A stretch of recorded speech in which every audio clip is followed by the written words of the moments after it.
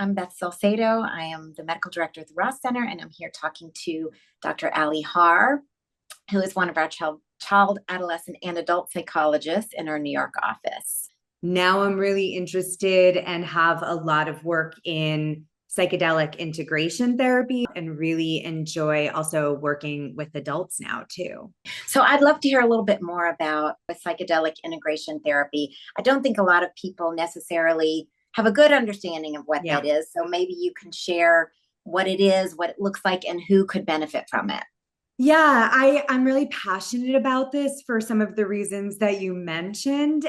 So my training was at Fluence, which is a postgraduate organization that works with clinicians, master's level and above, including prescribers.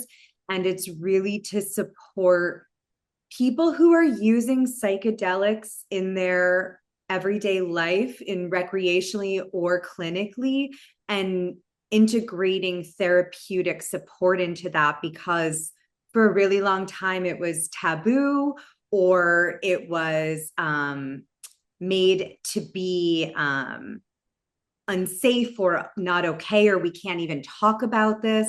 And while there's still some barriers in place regarding legal or ethical things, there's a lot that we can do as clinicians to support people in their psychedelic work. And more specifically, there's a lot of people that we are working with who have had psychedelic experiences in their life and have not had a safe place to process it. And sometimes that could be a really positive experience that they want to integrate, just as much as like maybe even a traumatic or difficult experience, and not feeling like they know if they can talk about, if it's safe to talk about, or if someone can even understand it. So that's really like one of the cruxes of this program, and the work that I really love to do is existing clients that I work with, this comes to their knowledge that I do this, and they're like, oh, wow, there's actually stuff I'd like to talk about. So it's really exciting to have people who come in for different reasons, and this kind of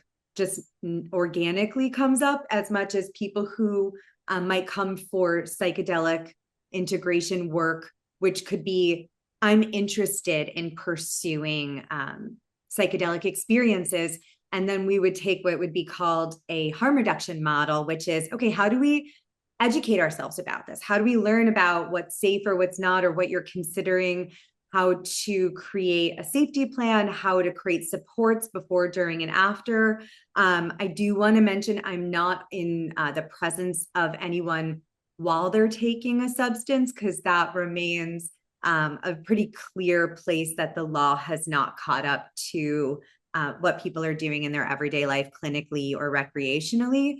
But my work can be in preparation and in the integration of it. And the integration is a really beautiful place to kind of make meaning of the experience, incorporate that into larger clinical themes, and kind of see what unfolds, because the experience itself happens, and then the unfolding of the psychedelic experience can take days, weeks, months, some might even argue years to really unfold.